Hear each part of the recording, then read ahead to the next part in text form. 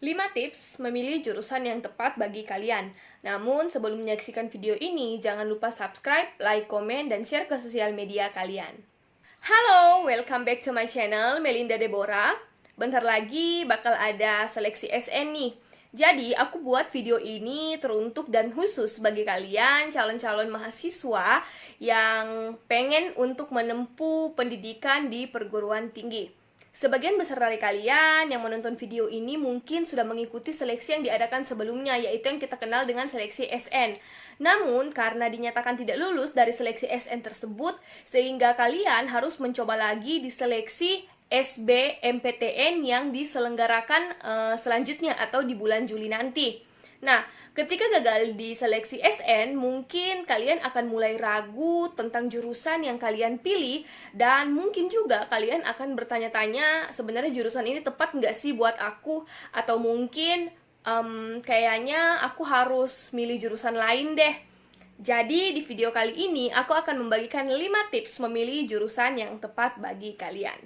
Yang pertama, kenali kemampuan atau potensi dirimu. Hanya dirimu sendiri yang mengetahui sejauh mana kemampuan yang kamu miliki dan batas kemampuanmu. Ingatlah, orang lain tidak lebih tahu dari dirimu sendiri, karena hanya dirimu sendirilah yang bisa memahaminya. Jangan pernah merasa tidak mampu sebelum kamu mencoba dan melakukan sesuatu. Kenali potensi dirimu dengan baik dan berusahalah seoptimal mungkin yang kamu bisa. Jika kamu belum mengetahui sejauh mana kemampuanmu itu, maka kamu bisa mencoba untuk mendiskusikannya dengan keluarga, orang tua, sahabat, teman dekat kamu, atau mungkin orang lain yang dekat denganmu. Yang kedua, kenali minat dan keinginan dirimu. Nah, kamu bisa melakukan hal ini dengan cara mengenali mata pelajaran yang paling kamu sukai selama duduk di bangku pendidikan sekolah. Sebagai contoh, ketika di sekolah kamu menyukai pelajaran IPA biologi dan sangat merasa penasaran mengenai hal-hal atau sesuatu yang menyangkut manusia atau mungkin anatomi tubuh manusia, maka bisa saja jurusan yang tepat bagimu adalah jurusan kedokteran. Memang tidak gampang untuk memasuki jurusan ini, namun berusahalah seoptimal mungkin. Perlu kamu ketahui bahwa perkuliahan tidak segampang seperti apa yang kamu pikirkan, sehingga penting bagi kamu untuk memahami minat dan keinginan dirimu sendiri sejak masa sekolahmu. Yang ketiga, miliki alternatif atau jurusan pilihan lain. Nah, dalam memasuki perguruan tinggi, kamu tidak harus berpatok pada satu jurusan yang paling kamu minati. Kamu harus memiliki setidaknya 2 pilihan jurusan yang sesuai dengan minat dan keinginanmu. Kamu dapat membaginya menjadi 2 pilihan. Yang pertama adalah pilihan utama yang merupakan pilihan nomor 1, dan yang kedua adalah pilihan alternatif. Nah, pilihan utama ini merupakan jurusan yang kamu minati, sedangkan pilihan kedua merupakan jurusan alternatif yang merupakan pilihan jurusan lain ketika kamu mengalami kendala pada jurusan utama yang kamu pilih. Yang keempat, mencari informasi mengenai jurusan.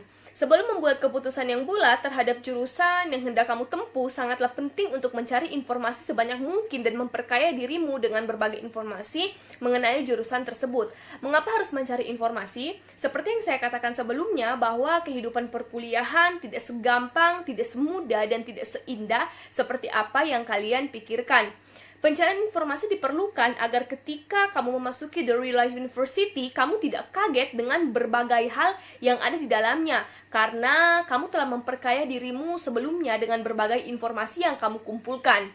Yang kelima, pahami kondisi ekonomi. Jadi, sebelum memasuki atau menempuh perkuliahan, kamu harus dapat memahami dengan baik sejauh mana nih kemampuan ekonomi keluargamu atau kemampuan ekonomi orang tuamu.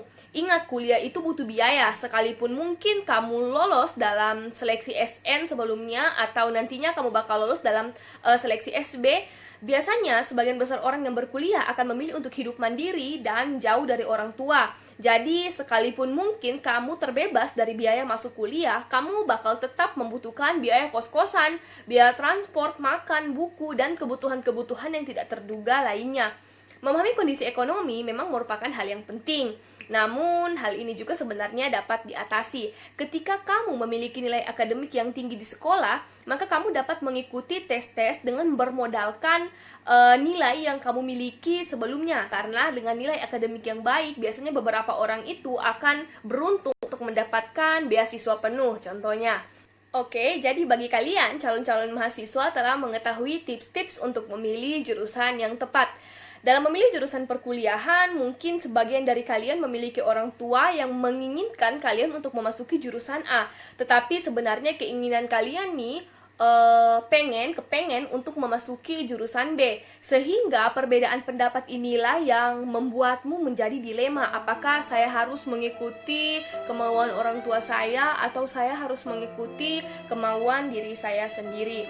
Nah, jadi saya akan membahas beberapa hal penting yang harus diketahui dan dipahami oleh orang tua terhadap jurusan perkuliahan yang hendak dipilih oleh anak. Namun, topik ini akan saya bahas di video selanjutnya. Sekian video dari saya. Thanks for watching. See you next video. Bye-bye.